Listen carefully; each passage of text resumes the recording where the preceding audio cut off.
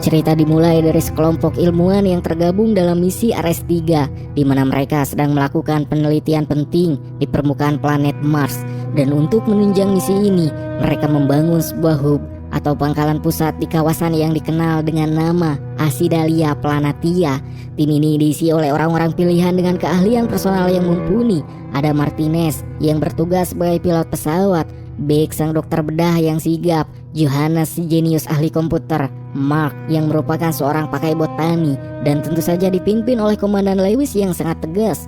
Semuanya berjalan lancar sampai pada suatu ketika saat mereka sedang mengumpulkan sampel tanah di luar, alam berkata lain. Sebuah badai besar muncul entah dari mana dan bergerak sangat cepat menuju arah mereka. Situasi pun langsung berubah jadi kacau balau. Komandan Lewis tak mau ambil resiko. Ia langsung memerintahkan semua kru untuk segera meninggalkan pangkalan dan naik ke pesawat evakuasi.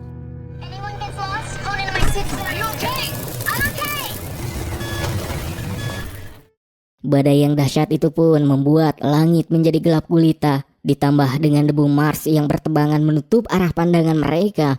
Max sebenarnya sempat meminta tim untuk menunggu sebentar karena berjalan di tengah badai seperti itu terlalu sangat berbahaya. Tapi Komandan Lewis bersikeras, mereka harus segera pergi sekarang juga daripada semuanya mati konyol dan hancur berkeping-keping dihajar badai. Naas, saat mereka sedang berjuang berjalan menembus terjangan angin, sebuah benda besar melayang menghantam tubuh Mark dengan sangat kencang yang membuat Mark terhempas jauh ke dalam kegelapan debu.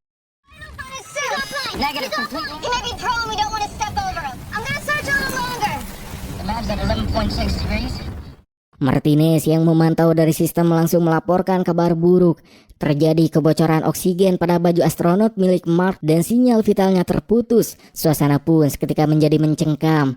Sebab kejadian yang tadi diduga tersebut membuat semua kru kebingungan karena tak ada yang bisa mereka lakukan. Baju astronot yang bocor itu cuma bisa melindungi Mark kurang dari semenit di atmosfer Mars yang beracun. Selain itu, jikalau mereka segera terbang, pesawat mereka pun bisa roboh kapan saja dihantam badai. Dengan berat hati, sang kapten mengambil sebuah keputusan berat, yaitu dengan terpaksa meninggalkan planet Mars, meninggalkan Mark yang mereka kira telah tewas. We're 11.5, ready to launch.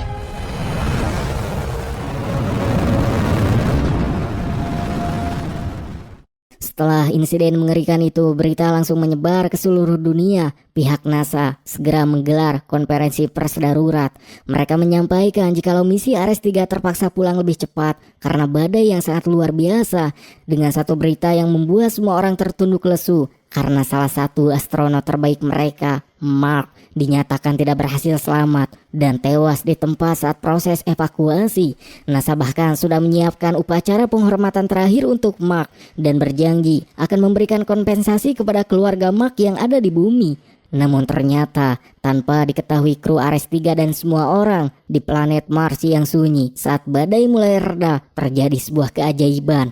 Mark yang disangka sudah tewas ternyata masih elegeg atau masih hidup. Mark disadarkan bunyi alarm baju astronotnya yang menandakan jika kadar oksigen yang menipis. Mark yang belum mengetahui jika dirinya hidup kini seorang diri, dalam kebingungannya mencoba berpikir jernih, dan saat mengetahui kondisinya terluka disertai kadar oksigen yang hampir habis, dengan rasa sakit yang luar biasa, Mark merangkak dan berjalan.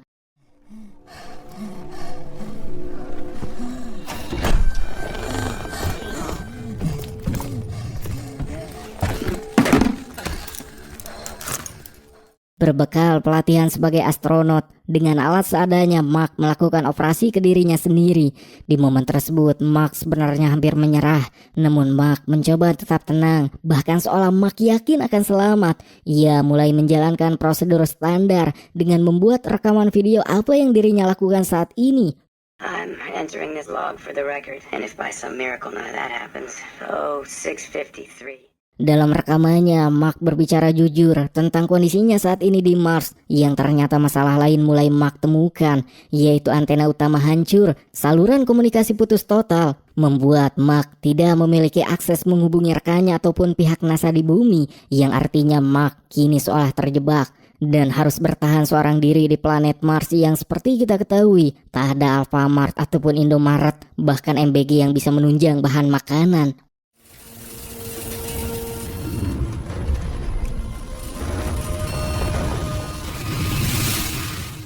Keesokan harinya, walaupun Mark mengetahui keadaannya yang kini seolah berpacu dengan waktu, dengan kepintarannya, Mark mulai memutar otak. Ia mulai menghitung sisa persediaan makanan yang ada di pangkalan. Mark menghitung, jikalau stok makanan yang ada hanya ia makan setiap hari, kemungkinan hanya bertahan sekitar 300 sol, atau hanya bertahan 3 bulan saja, yang setelah itu kemungkinan Mark akan tewas karena kehabisan makanan. Tak mau menyerah dengan keadaan, Mark yang seorang ahli botani atau pakar bercocok tanam, Mark pun memanfaatkan stok makanan yang kebanyakan adalah kentang dengan mencoba menanam kentang tersebut sebagai bibit. Yang tak lama, Mark langsung memulai proyek gilanya untuk bertahan hidup di Mars.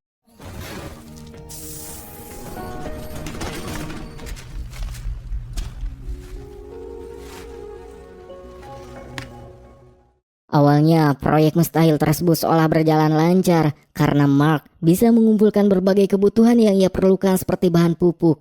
Mark mengakalinya dengan mengambil kotoran dirinya sendiri yang ada di speed tank.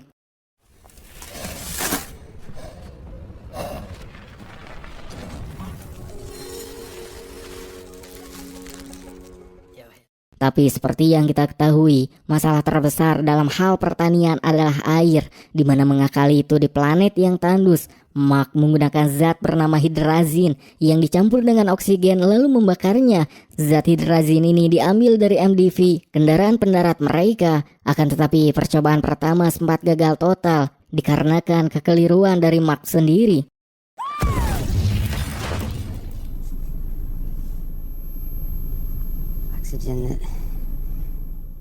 Tapi Mark tak menyerah hingga setelah melakukan berbagai kali percobaan, pada akhirnya ia pun berhasil.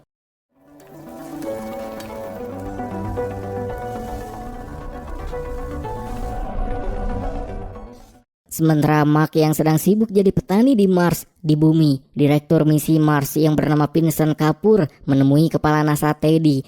Vincent merasa mereka harus memikirkan cara untuk menjemput jenazah Mark supaya dunia percaya jikalau Mark memang sudah tiada, sebab ternyata mayoritas masyarakat tak percaya jika Mark sudah tilar dunia. Untuk itu Vincent terus mendesak Teddy supaya misi ini dilakukan. Namun ternyata menurut Teddy misi Ares keempat paling dekat akan dilakukan 5 tahun lagi. Okay, consider this. Fly missions coming up. We should be focusing on the Five sky. Ares missions. I think I can get Congress. Ares 6 could bring his body home. More support from Congress? Di pusat kontrol, seorang juru bicara NASA bernama Mindy mendapatkan pesan dari Vincent untuk memantau satelit yang mengorbit di Mars. Vincent meminta Mindy membandingkan foto satelit hari ini dengan foto saat proses evakuasi dulu. Yang alangkah terkejutnya, sebab tanpa diduga, mereka melihat ada sebuah perbedaan letak mobil rover yang ditinggalkan kru di Mars. Sebab terlihat adanya perpindahan letak dari gambar yang diperlihatkan oleh satelit. Mendapati kejanggalan tersebut, Vincent meminta supaya memberitahukan hal tersebut kepada kru Ares 3 yang melakukan perjalanan pulang. Tetapi Teddy melarang keras, sebab menurutnya jika kru Ares 3 tahu, rasa bersalah akan menghantui perjalanan pulang mereka, dikarenakan kemungkinan telah meninggalkan Mark seorang diri di planet Mars yang ternyata masih hidup.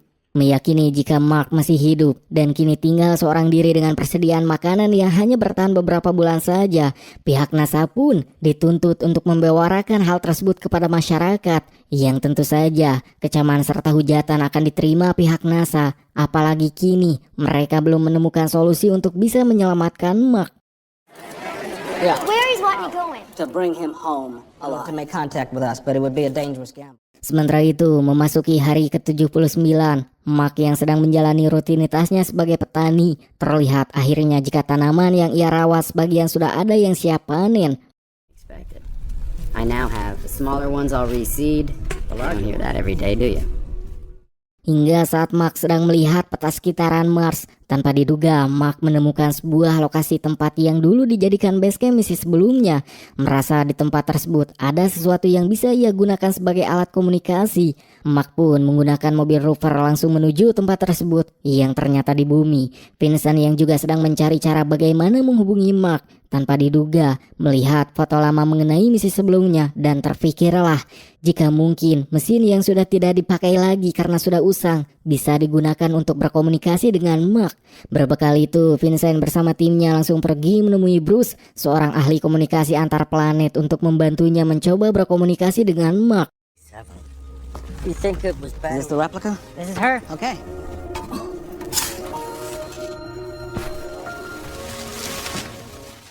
Singkatnya, alat tersebut ternyata masih bisa digunakan, yaitu dengan cara berkomunikasi melalui sebuah pecahan foto, yang tentu saja hal tersebut membuat Mark begitu kegirangan.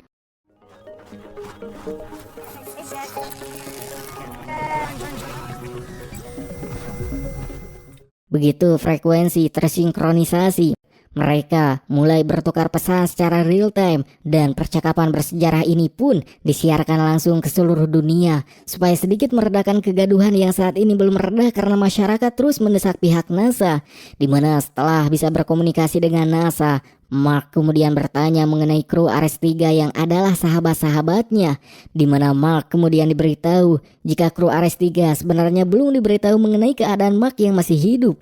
Mendengar itu, Mark langsung marah besar tanpa ragu mengumpat semua tim NASA karena menganggap jika apa yang mereka lakukan dengan tidak memberitahu apa yang sebenarnya terjadi kepada kru Ares 3 mengenai dirinya yang masih hidup sama dengan membiarkan mereka larut dalam rasa bersalah. Berbekal desakan Mark, 4 bulan setelah mereka meninggalkan Mark, kru Ares 3 diberitahu kenyataannya. Tentu saja mendengar hal tersebut, semua kru Ares 3 yang tak menduga hal itu membuat mereka shock. Antara merasa senang karena sahabat mereka masih hidup, sekaligus sedih sebab telah meninggalkan Mark seorang diri. Oh, I understand. We all live together. Singkatnya, hari ke-134 di planet Mars. Seperti biasa, Mark sedang melakukan perawatan rutin pada tanamannya hingga tanpa diduga dikarenakan cuaca ekstrim yang selalu datang tiba-tiba, terjadi kebocoran udara yang sangat fatal di pintu masuk hub yang mengakibatkan hub meledak hebat. Suit breach detected. Kekacauan ini berdampak sangat buruk. Kebun kentang yang selama ini ia rawat hancur total dan cadangan air pun tumpah tak bersisa. Secara teknis, Mark tak bisa menanam kentang lagi karena tanahnya sudah terpapar atmosfer Mars yang dingin dan beracun. Untungnya, Mark masih punya sisa persediaan makanan untuk 609 Sol. Tapi masalahnya tetap sama, rocket supply baru akan sampai pada Sol ke-868. Dan itu ada selisih waktu yang sangat lebar. Karena tak memiliki pilihan lain demi menyelamatkan Mark, pihak NASA mempercepat peluncuran roket supply Iris tanpa melakukan uji coba yang memadai. Sementara Mark dengan peralatan ala kadarnya mencoba memperbaiki setiap lubang yang hancur akibat ledakan tersebut.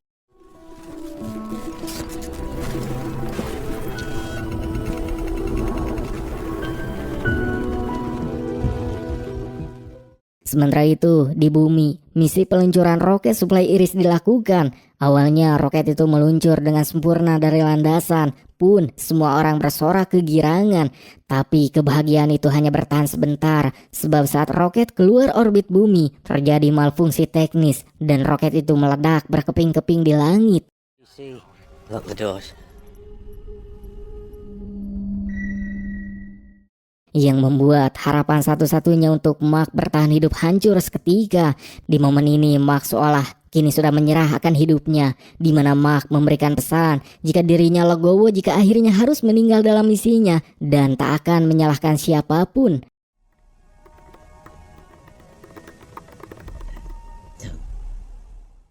Meledaknya roket Iris ternyata menarik perhatian CNESA atau Lembaga Antariksa Cina. Seorang ilmuwan bernama Jitao bicara kepada wakilnya kalau sebenarnya ada cara lain karena Cina mempunyai roket besar yang bisa membantu NASA dalam misinya mengirimkan makanan kepada Mark. Jitao pun langsung memberi perintah kepada wakilnya untuk memberitahu tim NASA jika mereka sebenarnya masih memiliki kesempatan untuk menyelamatkan Mark jika saja NASA mau bekerja sama dengan Lembaga Antariksa Cina. Wakil Jitao lalu menghubungi Teddy dan menawarkan bantuan mereka. 我们是可以帮得上忙的。寻求合作。我们把助推器给了他们。 Yes, I understand. Sementara itu, si jenius Rich Parnell melakukan simulasi perhitungan lintasan kapal Hermes. Ia memiliki ide yang sangat berani bahkan cenderung gila. Menurut perhitungan Rich, kapal Hermes yang berisi kru Ares 3 tak perlu pulang ke bumi. Rich mengatakan, jika saat Hermes mencapai orbit bumi, roket besar milik Cina akan diluncurkan untuk mengirim suplai makanan ke Hermes. Setelah itu, Hermes akan memanfaatkan gaya gravitasi bumi untuk melakukan akselerasi atau menambah kecepatan luar biasa menuju Mars. Rencananya, setelah sampai di orbit Mars, Mark akan menggunakan roket peluncur MIV milik misi Ares 4 untuk terbang ke atas dan bertemu dengan Hermes di orbit, dan setelah itu mereka bisa selamat. Akan tetapi, Teddy, sang kepala NASA, tak memberikan persetujuan karena ide ini malah akan membahayakan semua kru Ares 3 karena mereka terlalu lama di luar angkasa dan hal itu bisa menyebabkan kerusakan pada sistem atau mereka bisa saja kehabisan bahan bakar di tengah-tengah perjalanan.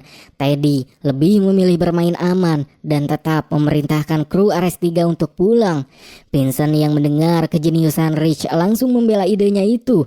Akan tetapi Teddy tetap pada pendiriannya. Ia tak ingin mengambil resiko kehilangan 6 nyawa astronot sekaligus. Then we lose the crew. So what? Is he right? Can the Hermes function for 533 days? Tak lama kemudian, kru Ares 3 di kapal Hermes menerima sebuah kiriman data rahasia. Dan ternyata isi pesan itu adalah teori untuk menyelamatkan Mark. Tanpa memperdulikan siapapun yang mengirimnya, mereka langsung mempelajari simulasi penyebutan Mark dan merasa jikalau ini bisa mereka lakukan. Meskipun NASA secara resmi menolak gagasan itu, para kru mulai berdiskusi serius untuk melakukan misi tersebut. Mereka akan menghabiskan waktu 500 hari lebih lama di luar angkasa. Selain itu, mereka melakukan pembangkangan terhadap perintah resmi NASA, yang artinya karir mereka akan langsung tamat begitu mereka mencapai bumi nantinya. Tapi bagi mereka, nyawa seorang sahabat jauh lebih berharga dari apapun, dan semua kru pun sepakat jika mereka akan melakukan misi penyelamatan Mark. Because we need to run the ship. How about yes? Di pusat kontrol, NASA dikagetkan dengan perubahan jalur kapal Hermes. Teddy dan para petinggi lainnya langsung diberitahu jikalau kru Ares 3 sepertinya berniat menjemput Mark tanpa persetujuan dari pihak NASA, yang karena posisi kapal sudah terlalu jauh, semua tim NASA pun tak bisa berbuat apa-apa lagi selain mendukung mereka. Adjusted course. Got your resignation. Flight guidance. Teddy pun akhirnya mendatangi markas CNSA di Cina untuk menerima bantuan mereka secara resmi. Kesepakatannya, seorang astronot Cina akan diikutkan dalam misi Ares berikutnya ke Mars. We haven't done things that way. Di sisi lain, Mark diberitahu kabar gembira ini. Ia memiliki sekitar 200 hari lagi untuk bersiap-siap menuju lokasi Ares 4. Mark pun mulai mengatur persediaan makanannya yang sangat terbatas dan mulai memodifikasi rovernya secara besar-besaran supaya bisa menampung lebih banyak oksigen dan peralatan penyokong hidup, termasuk panel surya cadangan. Ia menghitung waktu keberangkatan dengan sangat teliti supaya pas dengan kedatangan Hermes di orbit Mars nantinya. It's time to start thinking long term. 3,200 kilometers away. I'll have to be there. Rub. I've got one. Di bumi, persiapan gila-gilaan dilakukan oleh NASA dan CNSA. Mereka meluncurkan roket suplai makanan untuk membekali perjalanan panjang yang akan dilakukan oleh Ares 3. Dan akhirnya, Hermes berhasil menjemput suplai tersebut dan langsung memacu mesin mereka kembali menuju planet merah.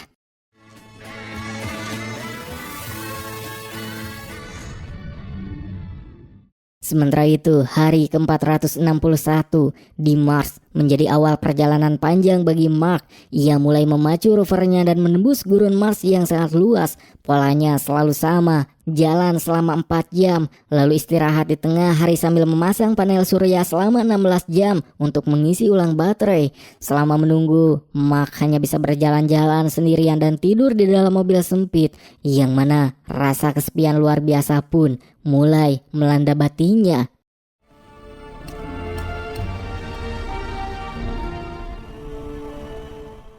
Setelah menempuh perjalanan selama 77 hari, Mark akhirnya sampai di lokasi pendaratan roket MIV misi Ares 4. Tapi perjuangan belum berakhir. Bruce dari NASA memberitahukan kabar yang membuat Mark hampir putus asa, yaitu daya dorong roket MIV itu ternyata tak akan cukup untuk mencapai posisi Hermes jika beratnya tak dikurangi. Mark pun diperintahkan untuk menyingkirkan hampir semua bagian roket yang dianggap tak penting. Mark sampai harus mencopot pintu roket, kursi cadangan, bahkan penutup atas roketnya. Sebagai gantinya, Mark harus menutup lubang besar di atas roket itu hanya menggunakan terpal. Bruce meyakinkan Mark jika atmosfer Mars itu sangat tipis, jadi terpal saja seharusnya sudah sangat cukup. Juga dengan bobot yang super ringan, roket itu diharapkan bisa melayang lebih tinggi sampai ke orbit.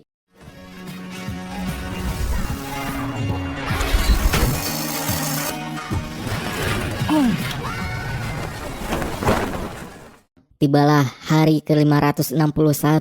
Inilah hari penentuan. Kapal Hermes sudah mencapai orbit Mars. Mark memberikan salam perpisahan pada rover yang sudah menyelamatkan hidupnya selama ini.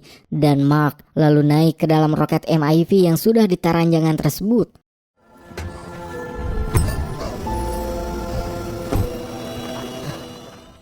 Pun seluruh dunia menyaksikan siaran langsung penyelamatan yang emosional ini. Mark pun sangat terharu dengan apa yang teman-temannya lakukan. Hingga tak lama kemudian roket itu melesat ke atas dengan kecepatan tinggi. Akan tetapi bencana besar datang ketika di tengah jalan terpal penutup MIV yang dipasang oleh Mark terlepas dan mengakibatkan Mark dihantam tekanan gravitasi yang sangat kuat hingga Mark pun pingsan di dalam roket. He's probably passed out and pulled 12 G. Back to automatic guidance. Hingga saat roket sampai di orbit, ternyata posisinya masih terlalu rendah dan jarak mereka terpaut 68 km dari Hermes. Komandan Lewis terpaksa mengambil keputusan ekstrim dengan membuang sedikit bahan bakar untuk menurunkan ketinggian kapal supaya lebih dekat dengan Mark. Akan tetapi, masalah baru muncul karena selisih kecepatan mereka menjadi terlalu tinggi. Akan sangat sulit bagi kru untuk menangkap Mark dalam kondisi sekencang itu. Commander, I have an idea. Mark yang akhirnya tersadar dari pingsannya menyadari bahwa situasi kini sudah sangat kritis. Akan tetapi Mark tak kehabisan akal. Ia nekat melubangi sarung tangan baju astronotnya agar semburan udara di dalamnya bisa menjadi pendorong ala Iron Man. Komandan Lewis yang menyadari tindakan nekat Mark lalu melarang keras karena itu sama saja dengan bundir. Lewis kemudian memutus saluran komunikasi dengan bumi dan mengambil langkah gila lainnya. Ia memerintahkan kru untuk meledakkan bagian ujung kapal Hermes supaya terjadi gaya dorong balik yang bisa mengurangi kecepatan kapal agar selaras dengan roket Mark. Beck memberikan bom buatannya kepada Johannes untuk dipasang dan ledakan pun terjadi di ujung Hermes. Kecepatan kapal berkurang tapi jarak mereka masih terpaut jauh dari Mark. Menyadari itu, Komandan Lewis lalu memutuskan untuk keluar sendiri menjemput Mark menggunakan tali pengaman. Tapi naas, tali itu ternyata terlalu pendek dan tak cukup untuk mencapai Mark. What's the intercept range? Oh, I'm not gonna make it. I know. Mark yang melihat komandannya langsung nekat melubangi bajunya seperti rencananya tadi. Mark lalu terbang di angkasa dan mencoba meraih Komandan Lewis. Hingga setelah perjuangan hidup dan mati itu, akhirnya Mark dan Komandan Lewis berhasil meraih satu sama lain di tengah hampanya udara. Dan seluruh pusat kontrol di bumi meledak dalam sorai-sorai kemenangan karena akhirnya Mark berhasil diselamatkan.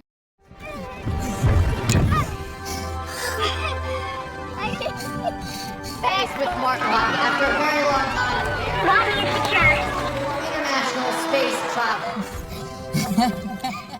Di dalam kapal Hermes, Mark masih tak habis pikir kenapa NASA rela menghabiskan jutaan dolar, juga teman-temannya rela mempertaruhkan nyawa mereka hanya untuk menjemput satu orang botani seperti ia. Tapi jauh di dalam hatinya, ia sangat bersyukur karena semuanya kini telah berakhir.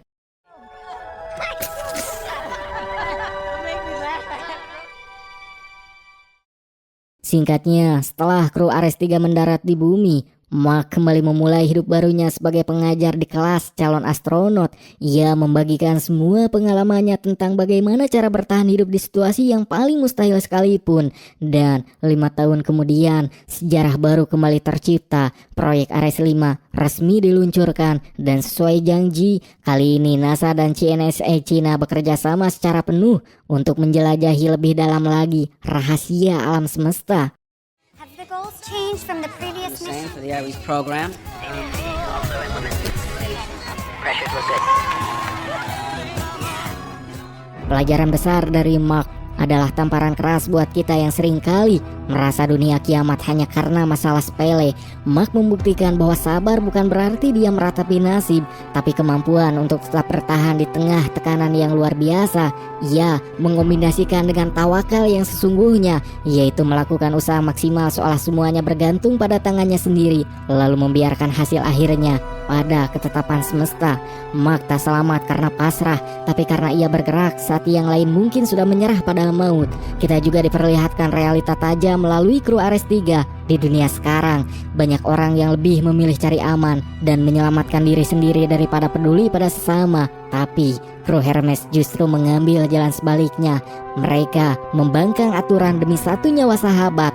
Ingat kutipan Obito, mereka yang melanggar aturan memang disebut sampah, tapi mereka yang meninggalkan temannya jauh lebih rendah daripada sampah. Keputusan mereka pun sejalan dengan sebuah peringatan bahwa tangan di atas lebih baik daripada tangan di bawah. Mereka memilih untuk menjadi pihak yang memberi pertolongan meski taruhannya adalah nyawa dan juga karir mereka sendiri, karena mereka tahu kekayaan dan jabatan tak ada harganya jika nurani sudah mati. Pada akhirnya keberhasilan Mark adalah bukti jikalau kerja keras dan ketulusan tak akan pernah mengkhianati hasil. Ada sebuah pengingat bahwa sesungguhnya sesudah kesulitan itu ada kemudahan. Kesulitan di Mars itu nyata, tapi tekad Mark jauh lebih nyata. Dan di titik paling hancur nanti, bukan gelar atau harta yang menyelamatkan kita, tapi seberapa kuat mental kita untuk terus berdiri, dan seberapa besar keberanian kita untuk peduli pada orang lain di saat semua orang memilih untuk pergi. Segitu saja untuk video kali ini. Klik like dan subrek jika kalian menyukainya. Abray beserta kru yang bertugas pamit undur pamit ungkur dari hadapan Anda. Dan bye.